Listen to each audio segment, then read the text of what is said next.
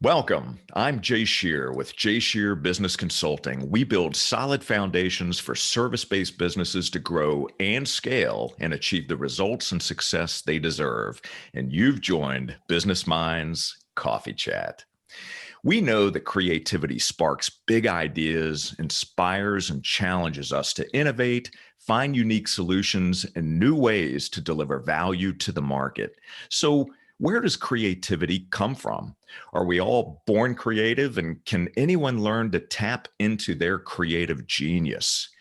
On this episode, we're going deep into the creator mindset. Our guest is a world-renowned creativity expert who's taught thousands of leaders and individuals around the globe how to unleash the power of creativity to improve profitability, grow sales, boost customer service, and ultimately create more meaning and fulfillment in their work. He's an Emmy-nominated writer and Clio Award winner who has worked on a number of albums, movies, advertisements, and more. His client list includes some of the world's most well-known companies such as AT&T, Microsoft, JetBlue, and NFL Network. Please welcome the founder and CEO of the Creator Mindset and author of the recently released book, The Creator Mindset, Nir Bashan. Nir, it is so great to see you. Thanks for having me, Jay. You make me sound way better than I am. Oh, I know you're fantastic, man, and I am so looking forward to this conversation. So why don't we start, if you could, tell us a bit about your backstory and when did your interest in creativity as a career begin to take shape? You know, it started when I was very, very young. I was 9 years old. I grew up in Los Angeles. I was born in Israel and raised in Los Angeles since I was 3 years old. And, you know, my friend Richard and I wanted to buy more baseball cards and, you know, go out for an occasional burger and fries. And, you know, our parents were of very modest means, and we knew that we had to take matters into our own hands. So I started my first company when I was 9 years old. I think I was in fourth grade maybe. And the company was a car washing business. And we went door to door in Los Angeles asking people to wash their cars.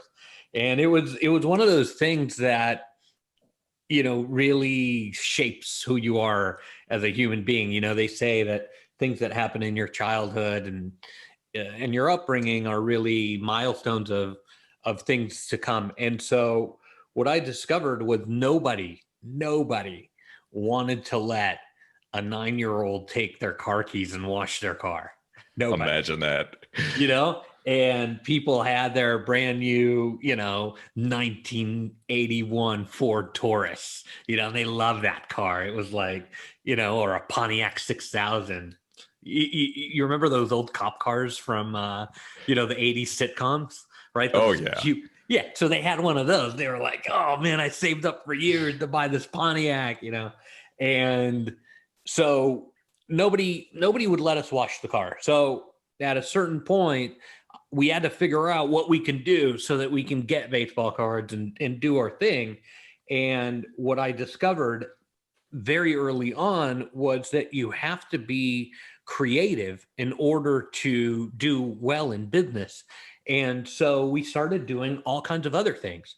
Our charter, our mandate, our master services agreement, and our statement of work was that we were going to implement car washing. And we ended up taking out trash cans and cleaning up somebody's front porch and taking trash out and raking the side of the house and, you know, recoiling their, you know, hose and all this like crap work that nobody wants to do. We ended up doing. So we had a car washing business, but we ended up doing auxiliary services. And here I am 40 some odd years later. And that's what I do for a living. It's like, you set up all of these things in business that you think are what the customer wants, right? You have these huge mandates, you have staff ready to go for these certain positions, and ultimately the clients kind of change their mind, or the product or service that you're submitting changes. And so your ability to keep up with that change and your ability to stay fresh and new and relevant depends on you being creative. And that's something I learned when I was a kid, and I've applied it to every single company I've run, from my own company now, which is consulting and keynote speaking, all the way to, I ran advertising agencies that were $250 million of revenue. Was the same thing, right? We had the lawyers draft up the paperwork. Yeah, we're going to go do this. And then on the first client call, they're like, well, can you guys do that? And the answer was yes, absolutely. We'll figure it out. And that ability to figure it out is what we need more in business today. Yeah, I love that story, and it reminds me when I was young, and I look back, and as I was kind of prepping for this conversation, it really did bring up quite a few memories of my youth and different ways that I was creative, different things that I was doing, trying different things, drawing. I used to make cinnamon toothpicks as an example to sell at school. So I would buy them for, like 5 cents and sell them for 15 cents, and different ways of expressing my creativity. And it seemed, at least for me, through my experience, there was a time, and I can't point to exactly when it was, where maybe that level of creativity or my ability to express it began to shrink. And so it wasn't until later where I was trying to discover how to get back to that same level of creativity and expression. So it sounds like from your perspective, you were creative at a young age, and you've maintained that creative spirit throughout your entire lifespan up to this point.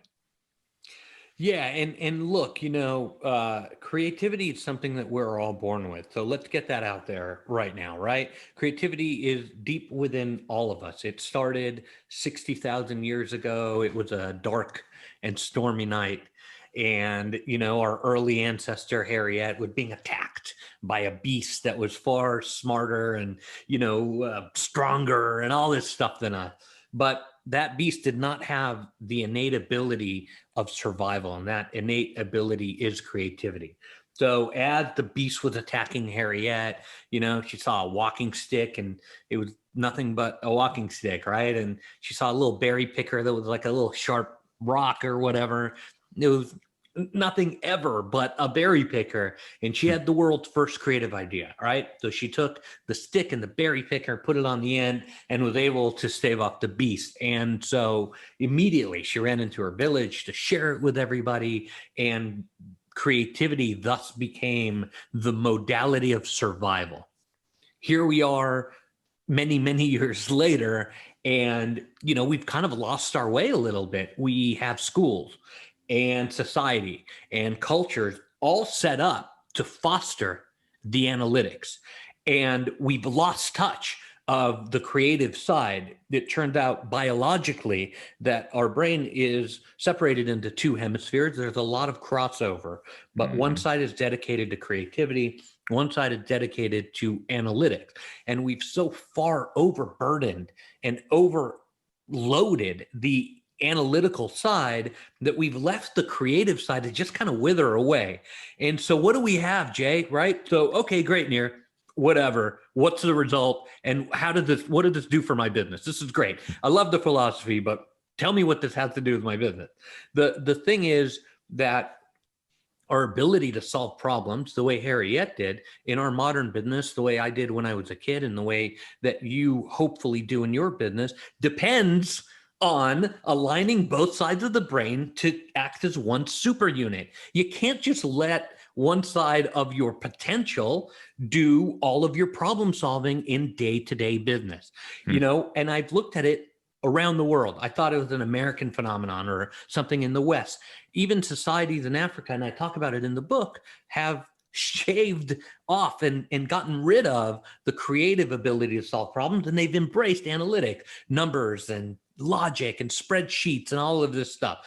And it is at shocking peril to humanity, right? We could have easily have landed somebody on Mars by now. We could have easily have had, cancer cured and all of these air pollution solved, all these wonderful things. Yet we are afraid to take a leap on the creativity because the analytics is so familiar to us. And Jay, it's bad. And I'm on a mission to stop it. Well, good. And we're going to delve more deeply into that and unpack that a bit more. But you hit on something that's an important point, and that is surviving, adapting, and figuring out how to thrive. And there is no, we look around what's happening in the world today, and we're obviously in the midst of a pandemic. And I see so many incredible examples, Nir, of creativity, of businesses that are figuring out how to tap into that creativity to be able to survive, right? And be able to thrive. So offering additional value, offering different types of services. It kind of reminds me of what you were talking about when you were kids, starting off with the idea of washing cars, but then you're looking at, okay, how else can we add value? What other complementary services can we provide? And you're seeing something very similar happening today, and it's remarkable, and that gives me a tremendous amount of hope. So I love looking for those examples, as I have no doubt that you do as well. Yeah, it really is a good time now to understand that we all have this latent creativity in us and we got to bring it out. Now, a lot of people think that creativity is art, right? And, painting or sculpture or dance or music. And while art is certainly important, it is but 1% of the entire spectrum of creativity. It Hmm. is just a tiny niche of what our potential is. And sadly, most people stop at at art class. They stop being creative at drawing or playing an instrument, and they kind of compartmentalize their lives into, oh, I play piano for 15 minutes, that's me being creative today, and now I'm going to go run my business, or now I'm going to go work on my career, and that's not creative, that's analytical. Yet there's so much wealth that we can draw on from the creative side to really become better at what we do. And not only, it's not really just about becoming better, improving your profit margins and stuff like that. It's really about tapping into something that is authentic. I work with a lot of brands that don't even understand what their value is in the marketplace. They don't understand how consumers are consuming their products. They don't understand. And they think, oh, I put out a sport energy drink, for instance, and super athletes are using it. And no, actually, people who are drunk and hungover, from a night of partying are actually consuming more of your beverage than the athletes are. Wow. And understanding the brand and understanding what it means in the marketplace will help you sort of figure out what you need to do to position yourself for success, and understanding the root of the creativity of who you are and what it is that you're doing. Just like Harriet did, thousands of years ago, the identity of who we are and why we are doing what we are doing is rooted in the creative part of the mind, right? And so understanding that and understanding that value translates directly into your product or service being meaningful to people, and Yeah. understanding how to be creative adds meaning. Love it. And we're going to get tactical here in just a moment or two, because we certainly want to be able to provide our audience with some specific things that they can do, some specific actions that they can take to improve on the creativity and allow that to flow, so they can look for better improvement in their own businesses. But I did want to, I saw a statistics that I wanted to mention, and it was according to the 2020 World Economic Forum in Davos. Creativity and empathy will be as important as AI in the jobs of the future, according to what I read. Do you agree with that? And what's your perspective on that? So I agreed 100%. I feel that AI will never, ever, ever be able to replicate human creativity, human ingenuity, empathy, courage, humor, all of the wonderful components that make up humanity. And I know that there's a lot of people working on it. I talk about it in the book quite extensively. And the attributes that humanity has when you are really in touch with who you are as a creative person will always, somebody will listen to this in like 30 years and be like, what an idiot, he was wrong, but will always triumph over a machine's capability. The machine has no real way to read what is going on. It has no way to understand things in a way that a human understands things. And so, for me, I feel that, yes, I wouldn't even put AI as second or whatever. I would put the top 10 are all attributes of humanity that we all have that we got to get a little bit better at.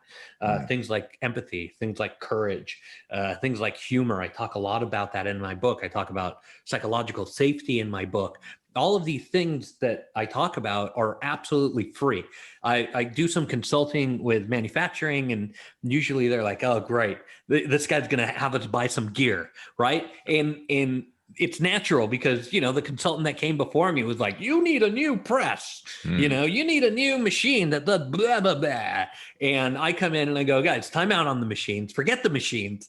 Let's start to talk about our humanity and talk about what elements that this leadership team has built in. What's your creative identity? Why are you in manufacturing in the first place? And why are you doing sort of this thing? And then now how to implement this creativity so that it touches every part of the organization. It really is about understanding that more and more the soft skills that humanity brings to a particular role, a job, product, service, a career, is far more important than what a machine can automate, and so on and so forth. Yeah, incredible. So your new book, it's a practical manual on how to be more creative, and it offers 92 different tools. That's 92 tools to unlock the secrets to innovation, growth, and sustainability. So I absolutely want to delve into some of those tools. But before we do that, what was the experience like near writing this book? Walk us through that. The honest, you want the honest story, or do you want the glossy story? No, forget the gloss. Let's unpack this. I want to understand what that felt like for you. Yeah, totally. Yeah, it was difficult. I mean, writing a book sucks, and it takes a lot of work and a lot of dedication. I wrote a book about 6 years ago, 85,000 words. It took me 3 years to write that book. And it was the creator mindset, amazing, right? I thought it was amazing. And I called around I thought, hey, you write a book, you call a publisher, you send them the manuscript and it gets published.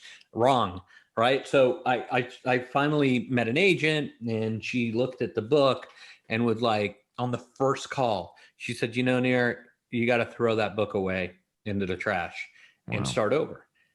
And I said, why? It's perfect. It's ready to be published. And she said, no, it's if you did 85,000 words on this book, you have no idea what you're talking about because you couldn't get it concise.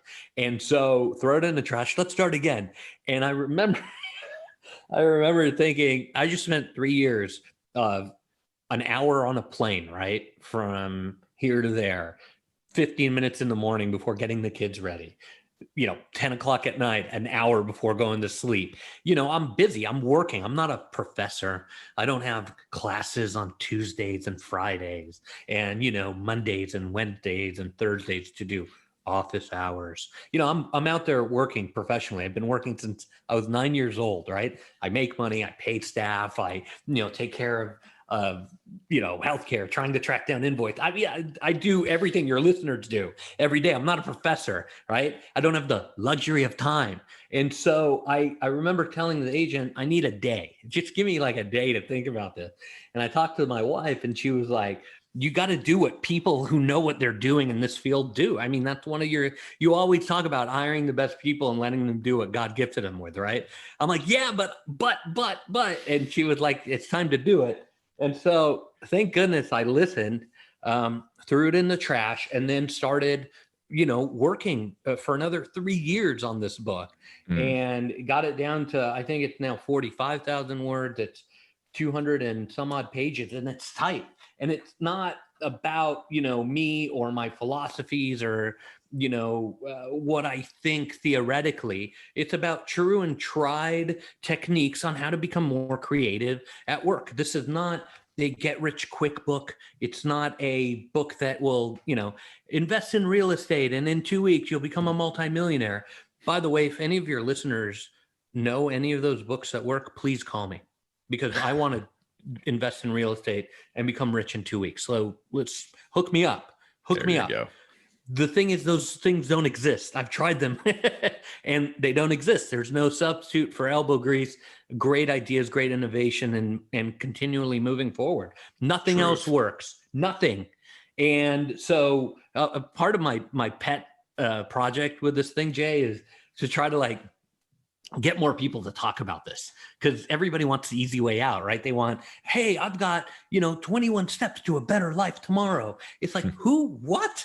Are you kidding me? There's no better life tomorrow. There's hard work that needs to get done, right? It's a foot in front of the other. And if you're looking for that, maybe, my book is not your book. And so, it took a while. We wrote an outline. We met a really great publisher, and it ended up that, the shape of the book, the outline and the approach, we got 4 publishing offers, 4, and 3 of the big publishers and 1 of the minor publishers. And so we went with McGraw-Hill because the editor there was just amazing, and she was super into it, and she's a dear friend now. Really embraced the idea and made it so much better, and went through and said, don't say this, don't say that, this sucks, this needs to be changed, move this around, and really shaped it into what it is today. And I'm very lucky to have had that team to help me. I'm very lucky that I trusted other people to do what God gifted them with. And I'm Hmm. very lucky that the book's already been nominated. It's been out 4 months, and the book's already been nominated top 40 books of 2020. Wow. So business books of 2020, and it's selling well. People like it. I'm getting emails from all over the world, some good, some bad, mostly good, but I do get a couple of like, you're an asshole. Like, I love it, Bring it on. yeah, bring it. Like, yeah, because, this isn't for everybody. And, we live in a world that is over promising everything, right? You buy this half and half creamer and you will live in luxury. No, you won't. You'll have some creamer from your coffee. I mean, like, we've just gone overboard on the promising here, Jay. So, this is really about a manual to help you become creative from every single thing that I've seen that works in the business. And it is repeatable by anybody. The DNA of who you are shapes it so that it means something to you, customers, and it uniquely becomes your offering. And that's the journey to this book. Well, I appreciate you sharing that, because it's important for all of us to realize that we do have to put the reps in. It's not, things don't just happen, right? When we see a book, there's a lot of blood, sweat, and tears that goes into it. It's just like anything else that we all create in life. We put all of ourselves into it, and imagine, and we've many of us have experienced this before, but imagine investing 3 years of your life into something. 6. And then, well, so 3 years originally, right, with the original book, to be told that, this isn't quite going to work. You're going to have to scrap this and start over again, and then investing another 3 years. The fortitude that it takes, the ability to push through that pain and just keep doing the work, putting the reps in. That's what it's about. Doing the work and taking the necessary action. So I'm glad that you invested the time. I'm glad that you listened and that you surrounded yourself with others who gave you great coaching and great insight, and that now you have something tangible and practical that we can all learn and grow from. So Yeah, and I'm sorry, really quick, Jay. I bet that every single person listening, every entrepreneur, business owner listening to this show right now knows exactly what we're talking about. Yes, absolutely. So let's dig into the book a bit. So the book it's broken down really into four different parts. So there's part one, which is what is the creator mindset? You've got part two, why the creator mindset and why now. Part three is using the creator mindset. And then part four is sustaining your creator mindset. So I really love the simplicity in the way that you have broken it down, because it one leads to the next, which leads to the next, which leads to the next. So let's first start quite simply. Distill for us, what is the creator mindset? So the creator mindset is the ability to solve any problem, no matter what it is, with creativity instead of analytics. And it allows any business owner or uh, career person to solve problems in a different way than they've been taught to solve. I think our business schools are doing a terrible job educating people on how, the realities of what they face when they graduate. And I think that we have spent far too long in the analytical doldrums, hashing up and rehashing ideas that worked 100 years ago or 50 or 60 or 70 years ago. And today the ability to solve problems with creativity is the most important attribute that any business can have. And learning how to keep up with change is really what the creator mindset is all about. Okay. All right. Wonderful. So let's move to the second part, which is why the creator mindset and why now. So you've hit on a couple of these points throughout the conversation so far. So why now? So the why section is the shortest section of the book. I think it's only about 20 pages. And the why is really about being able to turn more of your revenue into profit. I mean, if I can be brutally honest, I've made a career out of telling people the truth. And so I wrote it in the book. It really is about figuring out why your revenue is not maximized in that profitability. And that is really what it's all about. That's the why. Why should you be creative? Because you're going to make more money. Can't say it any simpler than that. All right, so let's get into the using the creator mindset. This is such an important area and something that I believe we can share some practical tools here, some things that our audience can put into practice immediately that will help them in their businesses and their lives. So as you look at each of these different tools, can you pick a few of them that are meaningful to you today, something that you'd like to share? Sure thing. So there's 92 of them. There's no shortage of tools. And I want to make sure that your listeners know that every single tool in the book is free. It costs nothing. It's not a piece of software you buy or, other than the cost of the book, right? Which is $18 right now on Amazon. And I think $20 at Barnes and Noble, and every Barnes and Noble in the US. So if you want to put on a mask and go buy a copy of the book and let me know what you think, I would love that. I'd love to hear from you. And so it's free, right? Everything in there is free. One of the things that your listeners can do today, right? We're all on endless conference calls, right? I have endless calls with staff. I have endless calls with clients. I'm on Zoom and Teams and GoTo all day. And one thing that I've noticed works really well is to listen a little bit better. And I am the most guilty out of anybody about this because I tend to want to talk and, I do keynotes and stuff. So people tend to go, oh, Nir, yeah, well, what do you have to say? But what I've noticed is when I shut up and let other people talk and really listen to what they have to say, amazing creative results happen. I remember I used to run an advertising agency many years ago, and I sat in a room and literally a leadership team, and we had our briefing or whatever, and I was on my phone the whole time because I wasn't listening. I was like, whatever, I know what's up, they don't.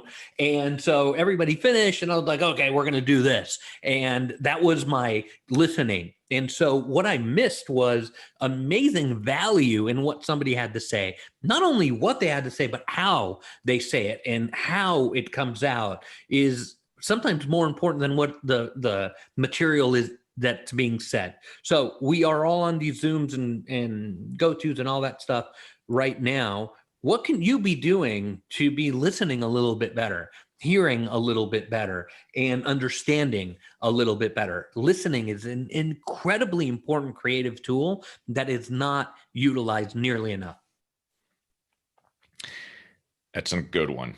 And I'm as guilty of that as you just explained. So it's too easy, Nir, to get distracted these days.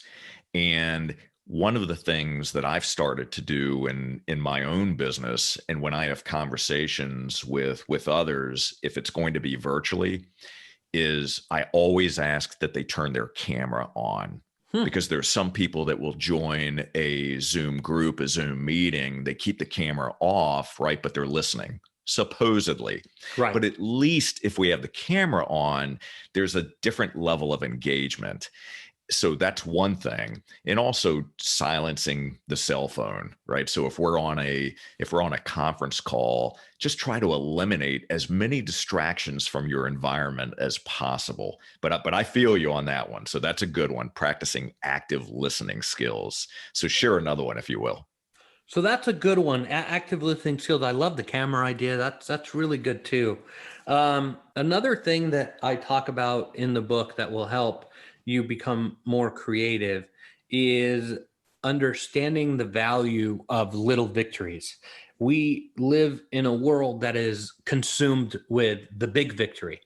We love to idolize, the stockbroker who picked, Priceline in 97 and is now a multimillionaire, right? We're like, oh, that guy had it so easy. I wanted easy too. And oh, look at that goal. He made millions, or she made millions. And wow, how easy and great. And if I only had their secret or trick or whatever. But the secret is that there's no secret or trick.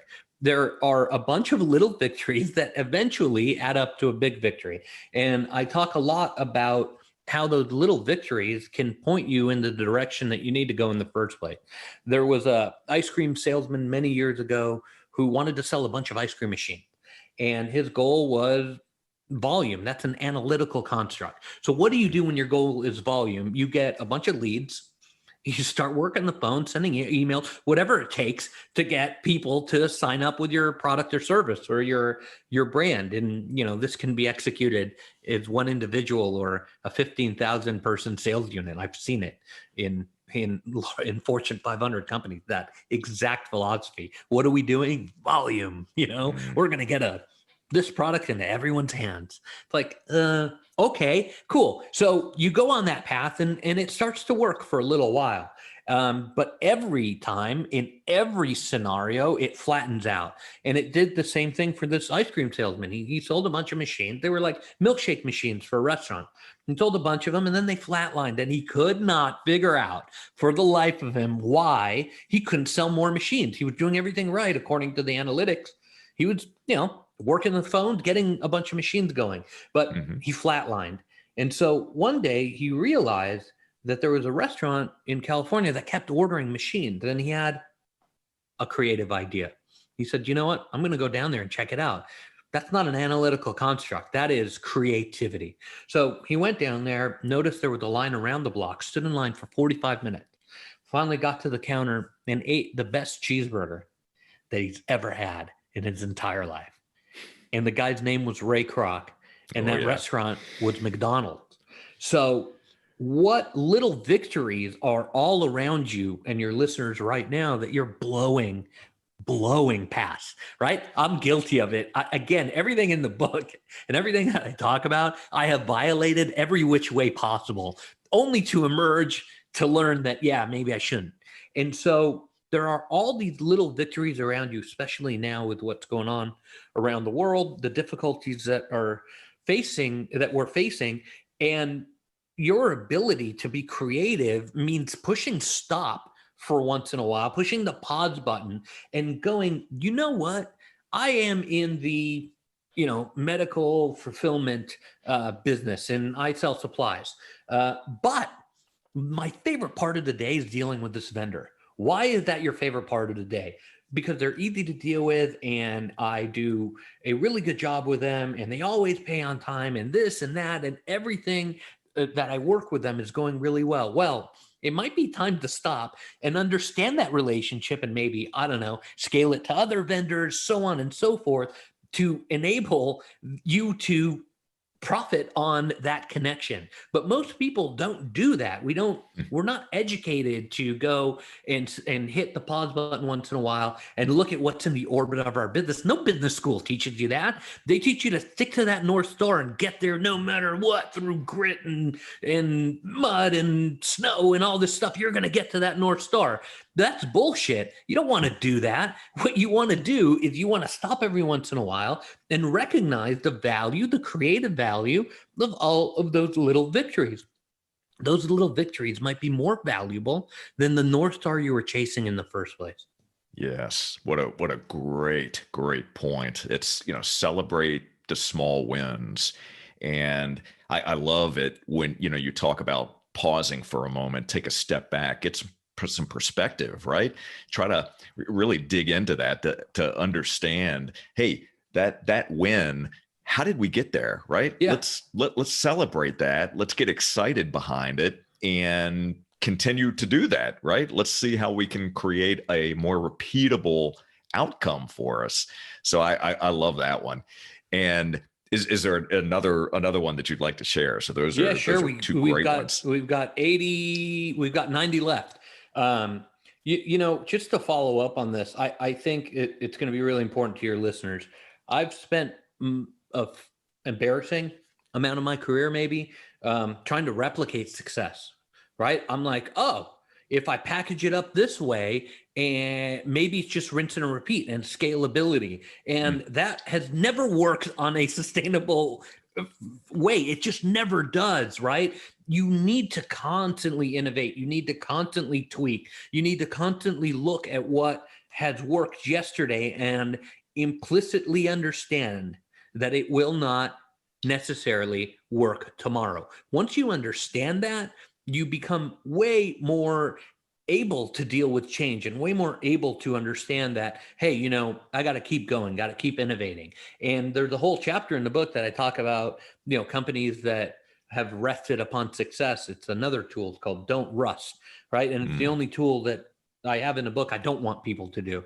And that's when you have a product or service and somebody pays you for it, or a career, and then you just stale out, right? You just plateau because you're like, wait a second, I'm getting paid for this product or service. It must mean it's valuable. And I'm going to keep doing the same damn thing I've been doing the whole time. But what you're missing is the wonderful ability of humanity to evolve into a new and different creative state. And that is literally dollars and cents in your bank account, right?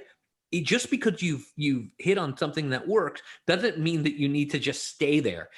Coca-Cola is a great example of this, right? They've had one product for a long time, and now they have 600 products, right? They've branched out. They have some non-beverage products, so on and so forth. They understand their brand DNA, and they have gone wide. So it is important for people to understand that, it's not just about, hitting upon something that works. That's certainly important. But it's also important to surround that product or service with auxiliary offerings. Absolutely. Well, so you brought up Coke as an example of a company that has innovated time and time again. We've also seen a number of businesses that had been around for years, 100 years or more, who had innovated, but then stopped innovating. And you've heard the phrase before, innovate or die. And other companies came along and took that market share, became creative, were innovating, and took over that space. And we've seen that too. So I love that comment. Keep looking for ways to innovate, iterate your products, keep pushing forward. Yeah, you got to. You got to keep changing. And, J.C. Penney is a really good example. They were a very special brand for a very, very long time. And the leadership got very stale and they stopped innovating. They stopped doing things. Now they're out of business. Pan Am is another company. They were once the height of innovation. They had the first computer reservation system in 1967. 67, they had a computer that took up a full floor that was automating reservations, just like, Expedia or whatnot does today. They had that in 67. They were the first people to put jets on planes and fly them commercially, right? That's an incredible innovation. They had, 200 routes when other companies had 4 routes and on, and they got complacent. And their particular complacent flavor was the paralysis of choice, which is what I talk about in the book. It's a way that people get complacent. There's a bunch of ways that people get complacent, but this is perhaps one of the worst ways.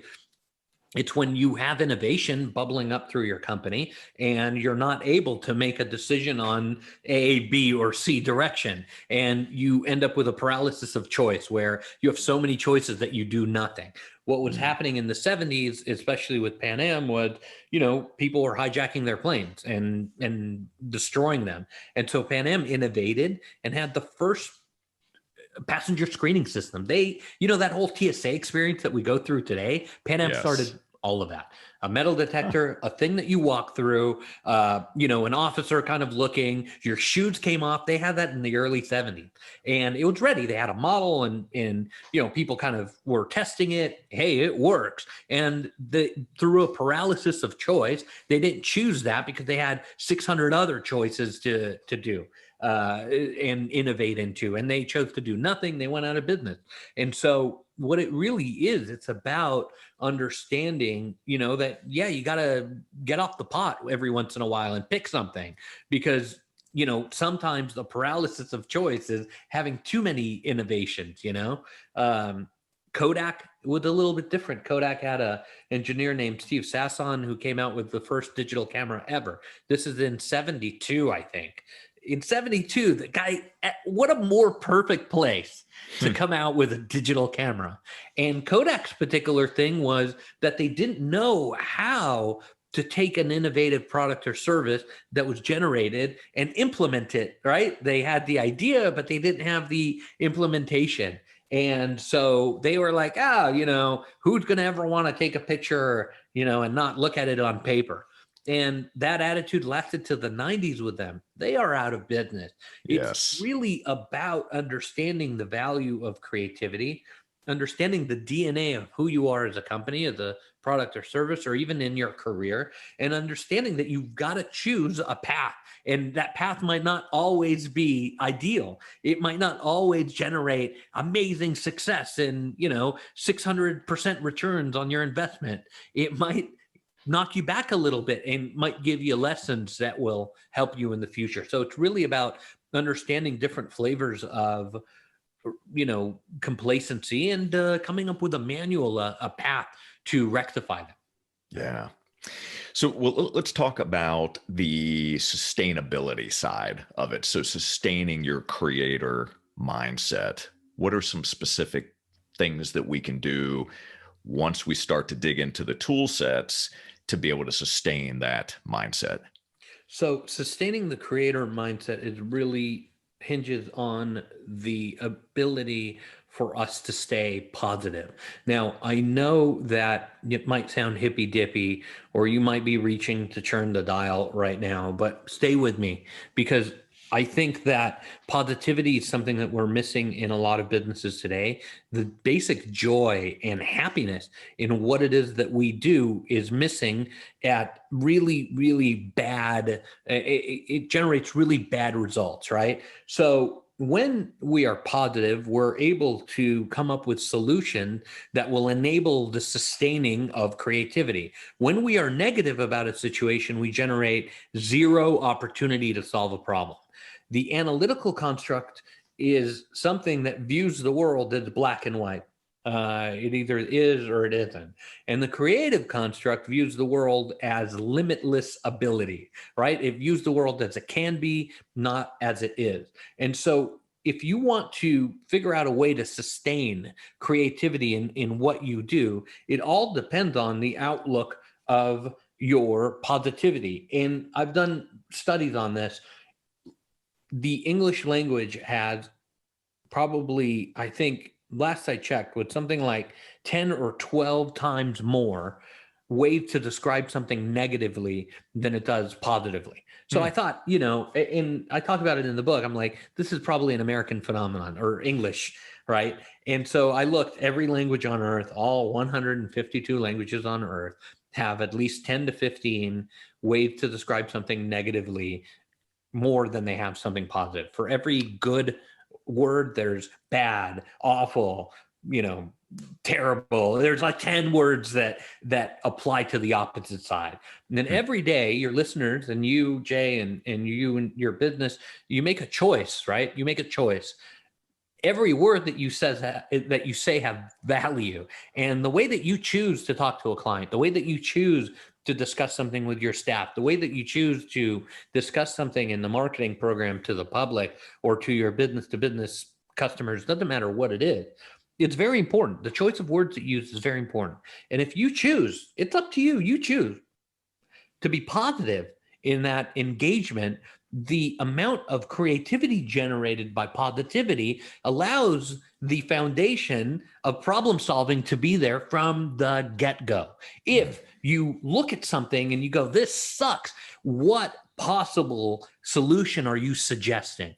You're suggesting nothing. So I talk in the book a lot about looking at things as they can be, not as they are, and allowing your mind, that creative part of the mind, to start to generate solutions to problems that, people think are unsolvable. There is no problem that exists today on Earth that humanity cannot solve. It takes will, and it takes creativity, and it takes analytics. But unless you put all of those things together and you just go on the will side or you just go on the analytics side, you will never solve those problems. Wow. I tell you, well, you're definitely speaking my language on that one. So thank you. I appreciate you bringing that up. And what a great summary. And obviously the book goes much, much deeper, but this at least gives our audience a flavor for the format of the book, the amount of time, research, and knowledge and wisdom that you've shared in the book.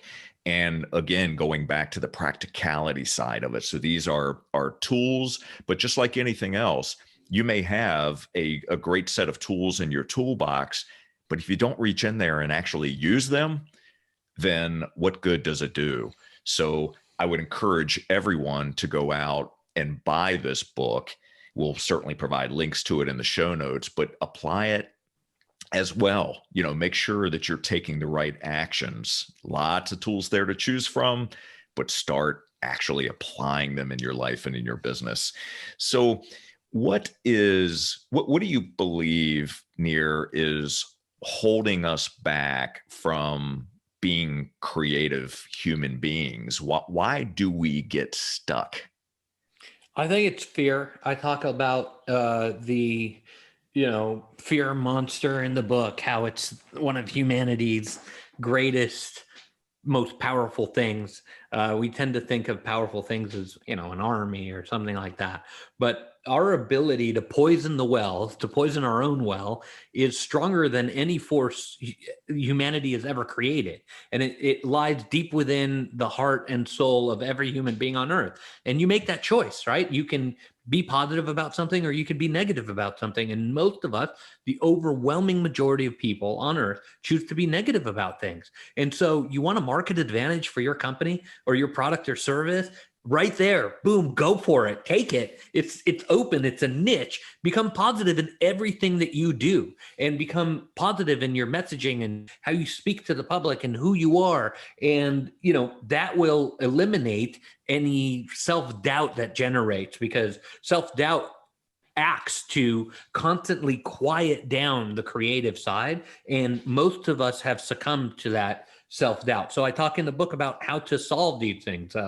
One of them is to write something down, right? I talk about the value of writing something down to conquer that beast that attacks your every whim of creativity. And when you write stuff down, there's a shift in your chemical balance of the brain that views what you've written down in a different way.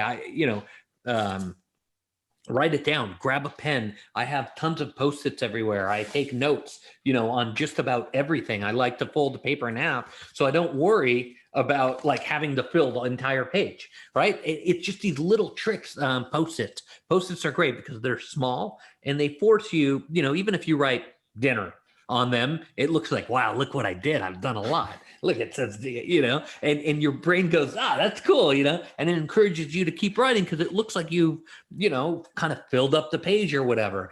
I tell that to writers too. I do writers groups once in a while. I say, you open up your Word file and you're like, oh shit, I have to fill the entire page, right? What do I do? And it's not really about that. Just make the window a bit smaller. And it looks like, oh, you've written a paragraph. Wow, you've gotten a lot done. Again, it's really tools to fight self-doubt.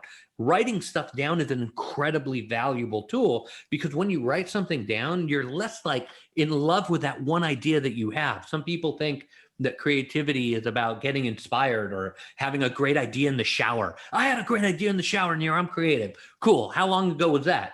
Like a couple months ago. I'm like, dude, what? You have one creative idea today in today's marketplace? That's insane. You need a creative idea every 10 minutes, in order to keep up and to be relevant and innovative and to grow. And so really writing stuff down encourages a generation of more and more ideas. And the more that you write down, the less you're in love with your particular idea where you pet it and you give it little kisses and you're like, I've got a great idea and I'm going to patent it. And I can't tell anybody because they'll steal it.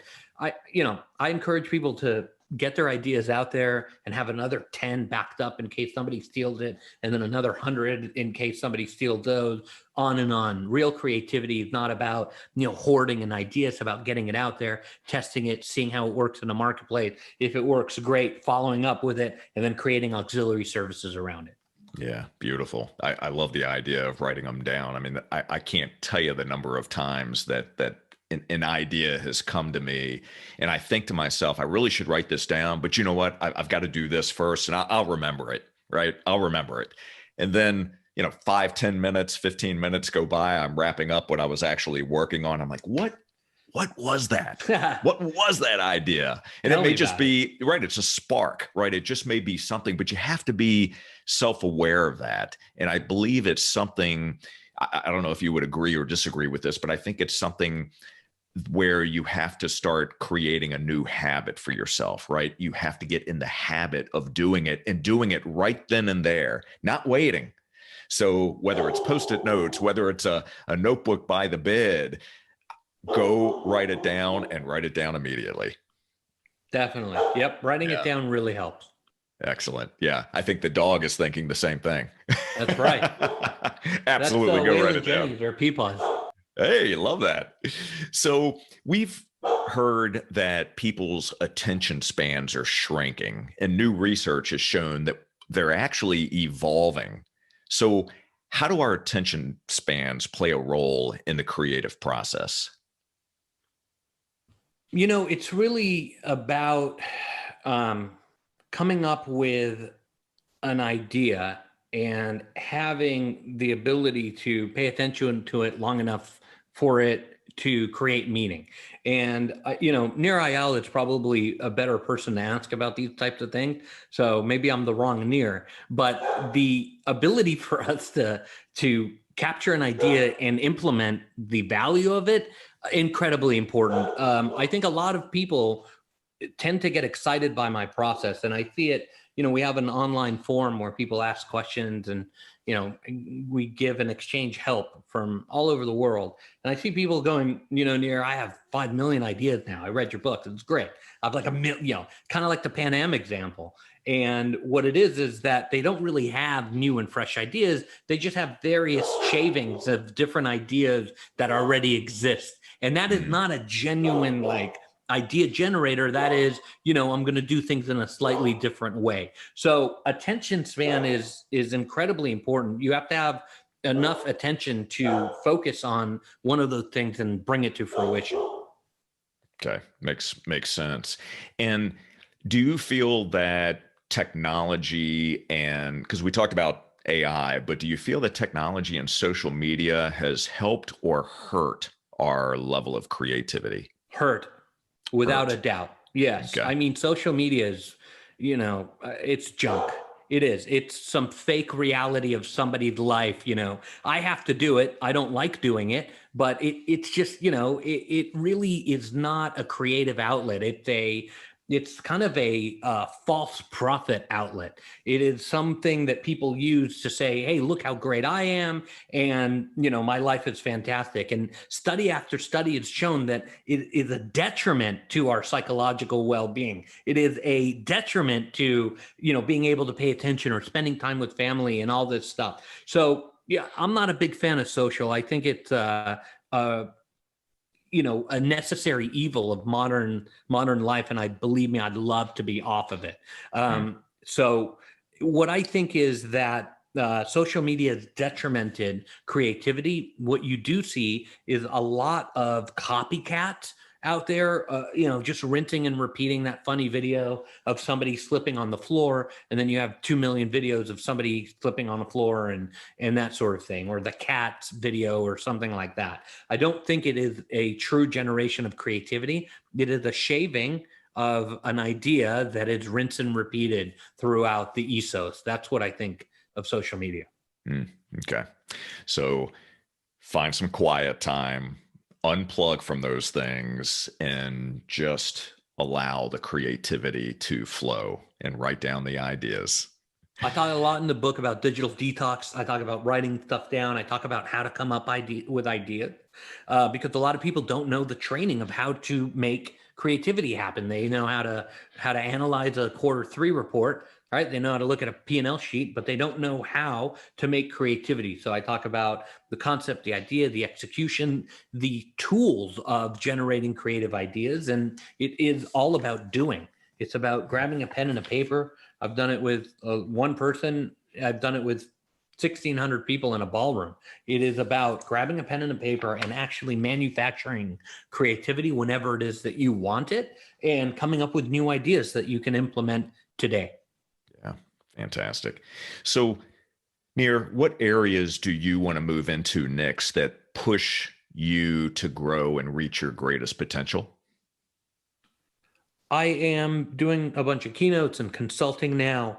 I'd like to write another book because it's painful, but the pain is good sometimes. And so I have a few ideas of follow-up books that I'd love to do, more how-to stuff with really great stories anchoring why we should, do these things and how we should do them. And that's kind of on the horizon. I think that's going to be very exciting. Excellent. Very good. So as we start to wrap up here, what overall message would you like to leave our audience with? I think that creativity sees the world as it can be, not as it is. And that ability in your day to day business to solve problems is unparalleled and unmatched in any technology, any offshore, consultant or staff augmentation that you can ever do. You have it within you. You just need to learn how to implement it, and you have to learn that when you see the world as it can be, not as it is, it creates and generates problem solving potential for you immediately. Okay. Excellent. So before I ask my final question to you, where can we connect? So I'm online. It's nirbashan.com, nirbashan.com. There's 3 Nir Bashans in the entire world. I'm not that hard to find. And we have a website where we have a community. You can join. It's free. It'll always be free, and exchange information. It's wonderful. We got a lot of people on there. And you can get the books at Barnes & Noble, at Amazon. You can get it all over the world. It's available in almost every brick and mortar store and online. I'd love to hear from your listeners. Outstanding. Well, again, we will make sure that we link to those in the show notes. So here is my final question to you. What's one piece of advice that you've received that's had the greatest impact on you personally? I don't know if I can, narrow one out. But when I was 16, I worked at a coffee delivery company, and my boss told me to tuck in my shirt and comb my hair because nobody ever wants to buy anything from a bum. And that was kind of an awesome piece of advice and something that I really appreciated because he was right. You got to polish stuff before you present it to people, and you got to really put your best foot forward, and you have to, treat the marketplace with respect. And that is something that I learned that I think is incredibly valuable. Fantastic. Tuck in your Well, shirt, comb your hair. tuck in your shirt, comb your hair, dress for success. All right. I, Nir, thank you so much. I've thoroughly enjoyed this conversation, and I really appreciate you sharing your knowledge and your wisdom with everyone. And I can't wait to see what type of feedback we get from those that not only listen, but go out and purchase your book and learn from your book and begin to implement those and the kinds of changes they see in their own lives and businesses from a level of creativity. So thank you so much. I'm grateful for you, and I appreciate you being here today. Thank you, sir. Thanks for having me. Absolutely. And for the rest of you, thank you very much for watching and listening. And I would love to hear your takeaways and your feedback on this episode. So please take a moment to subscribe and leave a comment.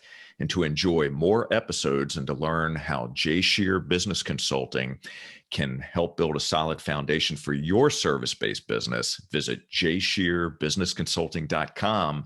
And until next time, keep learning and growing. Get a copy of The Creator Mindset and apply the lessons learned, and we'll see you on the next Business Minds Coffee Chat. Take care.